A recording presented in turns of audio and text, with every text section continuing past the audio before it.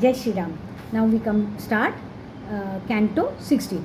Seeking the presence of Sri Ram, Sumantra communicates to him the emperor's command, asking Sumantra to bring Ram with him, and departs. Mounting his gold chariot and accompanied by Lakshman, who holds an umbrella over the former's head and waves a pair of chauris in order to fan him, and followed by a number of elephants and horses, Sri Ram drives in state to see Dashrath, listening en route to his own glory sung by jubilant men and women.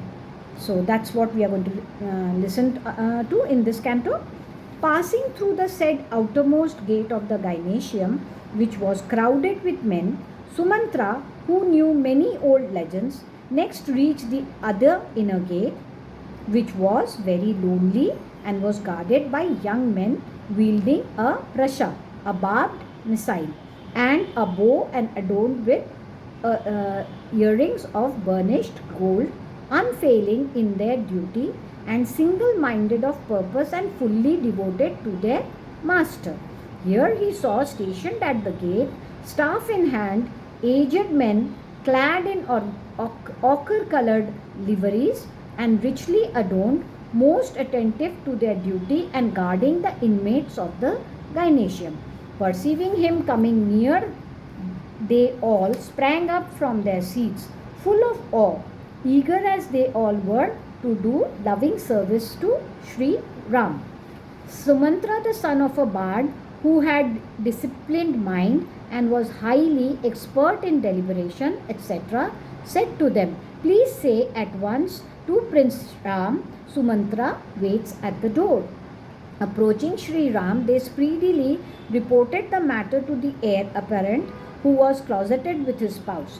Receiving the information, Sri Ram, a scion of Raghu, caused the bard, who was a confidant of his father, to be brought in the same room where he was closeted with his spouse, prompted as he was with a desire to please Sumantra. The bard saw Sri Ram, the chastiser of his foes, resplendent as Kuber, seated richly adorned on a gold couch, overspread with a bed cover, nay, besmeared with holy and fragrant sandal paste of superb excellence and crimson as the blood of a bull, and further accompanied by Princess Sita too, standing by his side, chauri in hand, even as the moon god is accompanied by Chitra, the goddess presiding over an asterism of the same name. Like a humble petitioner, the bard, who knew the rules of decorum, greeted Sri Ram, a bestower of boons, who was invested with his native glory and was glowing like the sun. Seeing the heir apparent with a cheerful countenance on his couch, intended for repose at the time of recreation, Sumantra, who was honored by the king, spoke to him with joined palms as follows: "Kaushalya is blessed in having you for a son, along with Queen Kaikai too. Your father, Emperor Dashrath, desires to see you. Be pleased to go there. Let there be no delay." Highly pleased, Sri Ram, a lion among men, who was possessed of great splendor, thereupon showed his great regard for Sita, so the tradition goes, and spoke to her as follows: "Meeting together, O godly lady, the king, my father, and the queen, my mother Kaikai, too are surely having some talk concerning me on the topic of my installation as Prince Regent. Reading his mind and desirous of pleasing him, that dark-eyed mother of mine, the daughter of the king of Kaikai, who is very clever and favorite of the king, nay, who wishes well of him and is obedient to him and is my well-wisher too, is surely pressing the king, who is the king of kings, on my behalf, highly delighted as she is over the prospect of my installation. Luckily enough for me, has the emperor, my father, and his beloved queen, Mother Kaikai, sent as his messenger Sumantra, who advances my earthly interest and accomplishes the object of my desire. A messenger of the same type as the council which is in session in the royal gynecium has come to me. From this I conclude that the king will surely install me in the office of Prince Regent this very day. Ah, Departing from this place, I shall see the emperor. Abide you comfortably with your female companions here and rejoice. Invoking divine blessings on her husband, the dark-eyed Sita, who was greatly honored by her spouse, followed her husband up to the gate.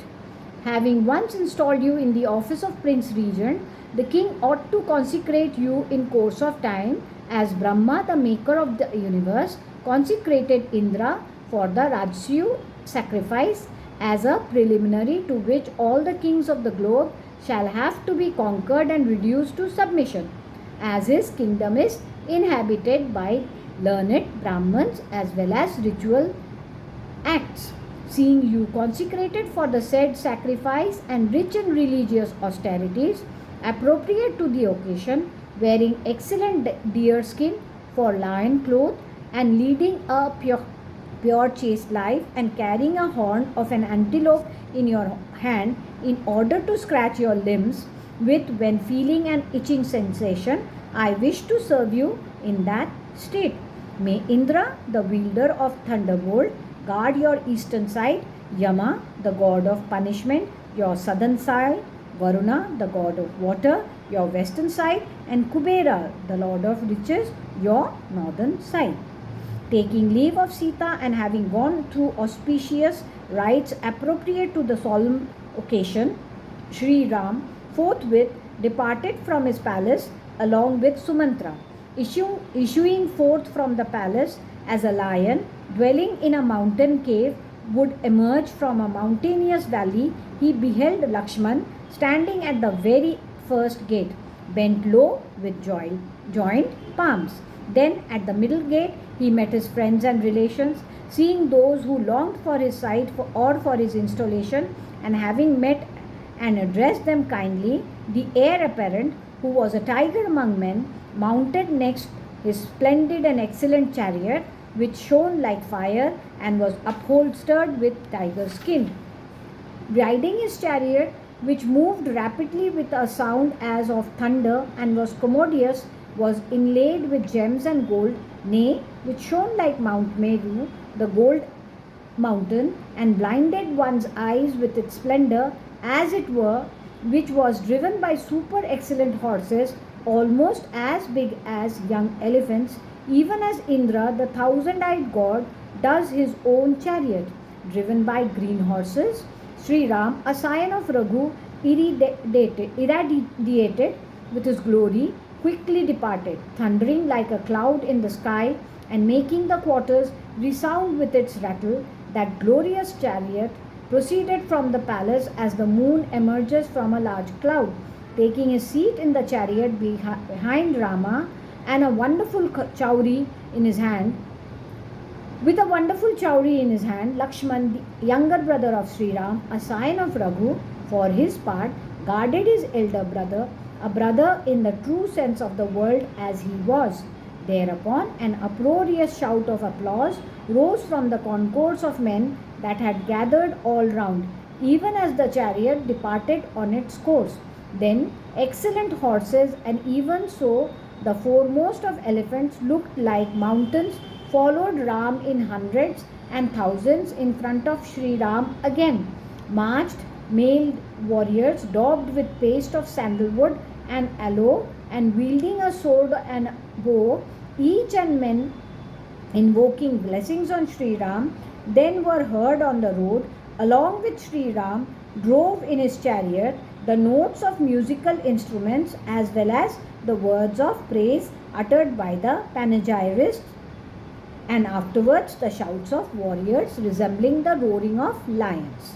Sri Ram, the subduer of enemies, drove along while being covered on all sides with showers of excellent flowers, reigned by women, decked with jewels, and standing at the windows of their mansions.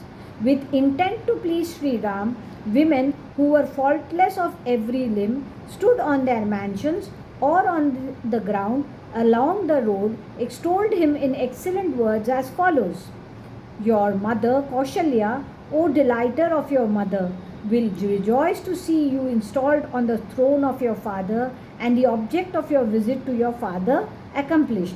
Nay, those women indeed looked upon Sita, beloved of the heart of Sri Ram, as the foremost matron of all matrons, and observed, surely great asceticism has been duly practiced by that lady in her past lives, in that she has in her present birth attained union with Sri Ram, even as Rohini, wife of the moon god, the goddess presiding over asterism of the same name, got united with the moon god. So did Sri Ram, the foremost among men, hear on the public road the delightful words uttered by young ladies on the tops of mansions as well as on the roads. There on the road, Sri Ram, a scion of Raghu, heard on that occasion the talks of visitors from outside on various topics connected with the line of Raghu, as well as the diverse observations concerning himself of the people of Ayodhya itself, who wore a highly delighted appearance. Hence goes Sri Ram, a scion of Raghu, who is about to inherit a great royal fortune by the grace of the king. We too shall have all our desires fulfilled, in that he shall be our suzerain ruler. This will be our supreme gain, that Sri Ram will for long acquire sovereignty over this entire state. For so long as he is the ruler of men, none will ever undergo any disagreeable experience, much less suffering. Being gifted, glorified by swastikas, who pronounced benedictions by rising shouts of victory, sutas, chroniclers, and magadhas, who glorified descent, who marched ahead of him and extolled by eloquent eulogists, Sri Ram drove like Kuber, along with neighing horses accompanied by elephants. Sri Ram also beheld the clean road, thronged with elephants in rut and she elephants, chariots, and horses, with their crossings packed to the full by large clouds of men, nay, lined with shoppings containing abundant jewels and large stocks of saleable goods. Thus ends Canto 16 in the AYODHYAKAND of the glorious Ramayan of Valmiki, the work of a rishi and the oldest epic. Now, Canto 17. Sri Ram drives in state to his father's gynecium, beholding en route the charms of Ayodhya, having the blessings and encomia of his friends and relations, and ravishing the eyes of all onlookers, and on reaching his destination, sends back his retinue and seeks the presence of his royal father alone. Mounting his chariot, the glorious Sri Ram, who brought immense joy to his friends and relations wherever he went, beheld from his chariot the city of Ayodhya, which was richly provided with buntings and flags, nay, fumigated with incense of precious aloe wood, and was crowded with various types of men. In this way, Sri Ram drove through the middle of the road, which was adorned with white horses, looking like so many clouds, and was fumigated with the incense of aloe wood. Like Indra, the ruler of gods in heaven, he also saw the excellent road, the right royal road, which was uninfested with thieves and robbers, and looked charming, with shops containing heaps of superb sandalwood and aloe wood and other fragrant substances, as well as of linen and silk, unpierced pearls, and excellent crystals too, nay, which was heaped on the margin with flowers and edibles of various kinds, and whose crossings were ever adorned with curds, grains of unbroken rice, materials worth offering as oblations to the sacred fire, parched of grains of paddy, incense of various kinds, and pastes of sandalwood and aloe wood, and various kinds of flowers and perfumes. Hearing the numerous blessings invoked by friends, and duly honoring all men who invoked such blessings according to their respective positions, Sri Ram drove along. Addressing Sri Ram, they said, resorting to the well-known path of righteousness trodden by your father and grandfather and great-grandfather when installed in the office of Prince Regent, today keep to it. Again they said to one another, when Sri Ram is crowned king, we shall all live even more happily than we did when we were sustained by his father, King Dashrath, and by all his forefathers. Indeed, we shall have no use for enjoyment of any sort, nor for the varieties of mokshas, final beatitude, only if we see Sri Ram coming out of the palace of King Dashrath after being installed as Prince Regent today. For nothing else will be dearer to us than the installation on the throne of Sri Ram, who is invested with immense glory. Sri Ram drove along the main road, hearing unconcernedly the aforesaid and other favorable talks of his friends and relations, eulogizing him. Even when Sri Ram had passed by, no man, much less woman, could turn his mind or eyes away from that jewel among men. He who did not behold Sri Ram and whom Sri Ram did not notice was indeed despised in the eyes of all men. Even his own self would reproach him.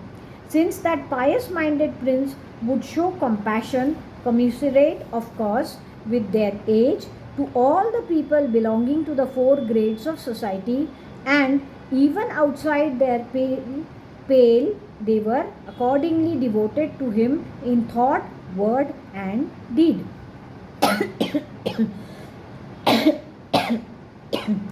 Sorry. The heir apparent drove along, leaving crossroads, temples, places sacred to the tutelary deities of a village, and schools to his right as a token of respect. Reaching the royal palace with its beautiful attics and various patterns resembling masses of clouds and vying with the peak of Kailash, as well as with its snow white pleasure houses,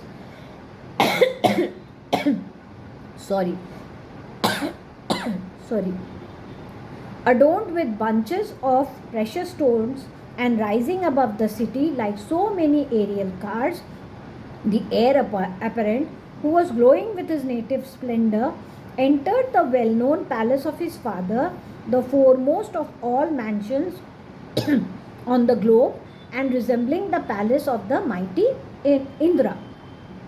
Having passed through the first three gates, guarded as they were by bowmen in a chariot drawn by horses that dwell among men, walked through the other two gates on foot, passing through all the five gates and politely sending back all men who accompanied him. Sri Ram, son of Dashrath, entered the sacred Gynatium. The aforesaid prince, having made his way into the presence of his royal father on that occasion, the whole crowd, full of joy, awaited his coming back from the palace, even as the ocean awaits the rising of the moon. Thus ends Canto 17 in the AYODHYAKAND of the glorious Ramayan of Valmiki, the work of a rishi and the oldest epic. Jai Shri Ram.